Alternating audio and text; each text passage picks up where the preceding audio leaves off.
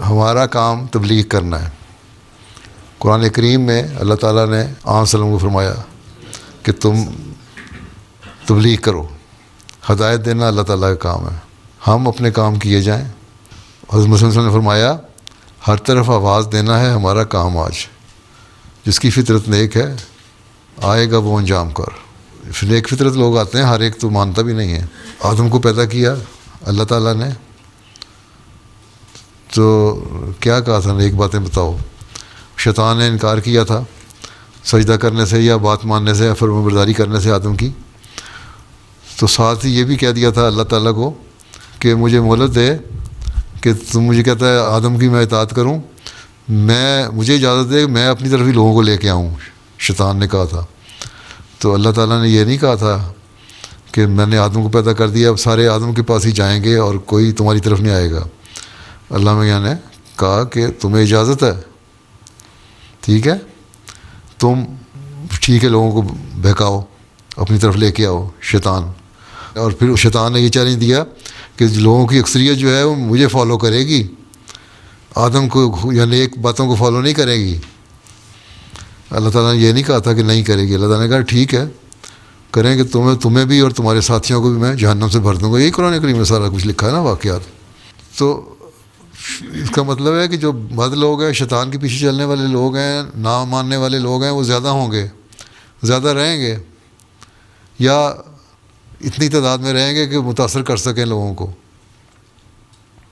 ہاں ایک وقت آتا ہے ایسا بھی کہ جب نیک فطرت لوگ ایک علاقے میں ایک جگہ پہ زیادہ ہو جاتے ہیں اور ان پہ اللہ تعالیٰ فضل بھی فرماتا رہتا ہے، لیکن یہ کہنا کہ ساری دنیا میں ایک ہی طرح ہو جائے گا ہر جگہ کہ صرف نیک ہی نیک لوگ ہوں گے، ہم سامنے جہاں بے شک فرمایا ہے کہ ایک وقت آئے گا کہ اکثریت جو ہے وہ قبول کر لے گی، تو اس کا مطلب یہ ہے کہ بہت سارے علاقوں میں بہت بڑی اکثریت قبول کر لے گی۔ یہ نہیں فرمایا کہ ساری دنیا قبول کر لے گی مجھے، ٹھیک ہے۔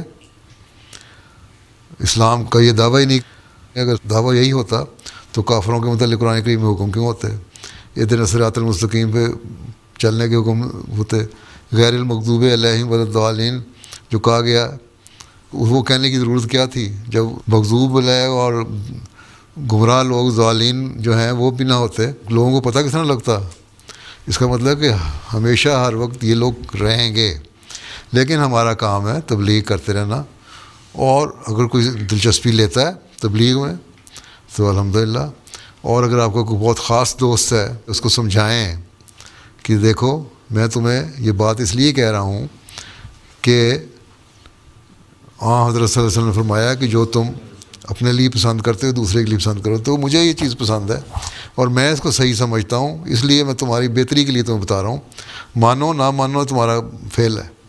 یہ چیز اب بتا دیں، اگر وہ مان لے گا الحمدللہ، نہیں تو کوئی دوسرا لے لیں۔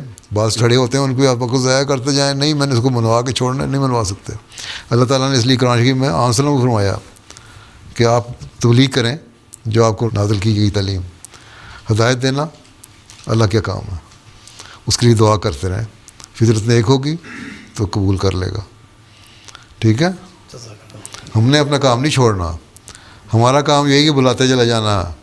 آدم کو اللہ تعالیٰ نے یہی کہا تھا تم نے اپنا کام نیکیوں کی تلقین کرتے رہنا ہے، شیطان کو کہا تمہارا کام ٹھیک ہے، تمہیں اجازت دیتا ہوں تم اپنی برائیوں کی طرف بلاتے رہو، دونوں کو کھلی چھٹی دے دی، کہیں نہیں کہا میں شیطان باندھ دوں گا۔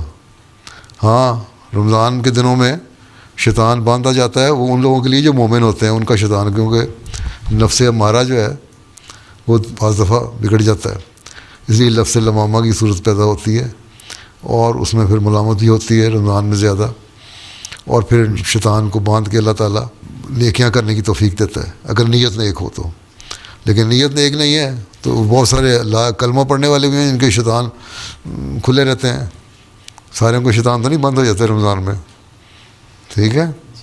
تو یہ تو نیت پہ منحصر ہے اور ارادے پہ منحصر ہے، ٹھیک ہے۔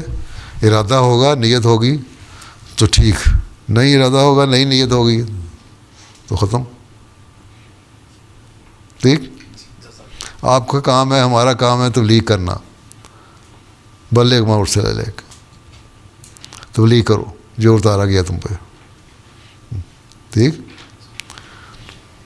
جو ہدایت دینا اللہ تعالیٰ کا کام ہے.